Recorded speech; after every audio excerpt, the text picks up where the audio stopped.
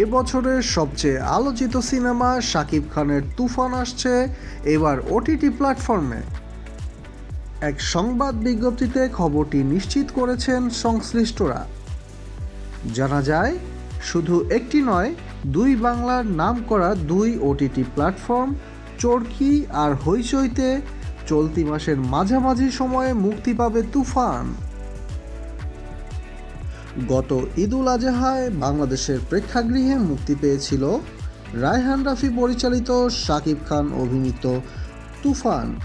পরে একে একে যুক্তরাষ্ট্র, কানাডা, যুক্তরাজ্য, অস্ট্রেলিয়া, মালয়েশিয়া সহ প্রায় 20টি দেশে মুক্তি পেয়েছে সিনেমাটি। প্রায় প্রতিটি দেশ থেকে সাফল্য পায় তুফান। এবার সেই তুফান আসছে ওটিটিতে, তাও আবার একটি নয়, দুইটি প্ল্যাটফর্মে। ওটিটিতে মুক্তি প্রসঙ্গে নির্মাতা রায়হান রাফি জানান, মুক্তির পর দীর্ঘদিন হাউসফুল ছিল সিনেমাটি, হয়েছে ইন্ডাস্ট্রি হিট। অনেক দর্শক টিকিট না পেয়ে তুফান দেখতে না পেরে ফিরে গেছে। এরপর তো ধীরে ধীরে দেশের পরিস্থিতি খারাপ হতে লাগলো, মানুষের মনে স্বস্তি ছিল না, আর প্রেক্ষাগৃহগুলো ছিল বন্ধ। চরকি ও হইচই অ্যাপে সিনেমাটি মুক্তি পাওয়ার মাধ্যমে বিশ্বজুড়ে আগ্রহীদের সেই অপেক্ষা শেষ হবে।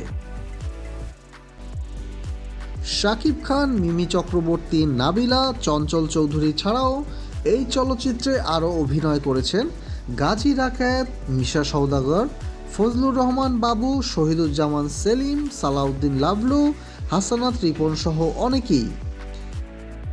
প্রেক্ষাগৃহে তুমুল ঝড় তোলার পর ওটিটিতে কেমন ধামাকা দিবে তুফান, সেটাই এখন দেখার অপেক্ষা। প্রিয় দর্শক, শাকিব খানের সব ধরনের লেটেস্ট আপডেট পাওয়ার জন্য আমাদের চ্যানেলটি সাবস্ক্রাইব করে আমাদের সাথেই থাকবেন। ধন্যবাদ।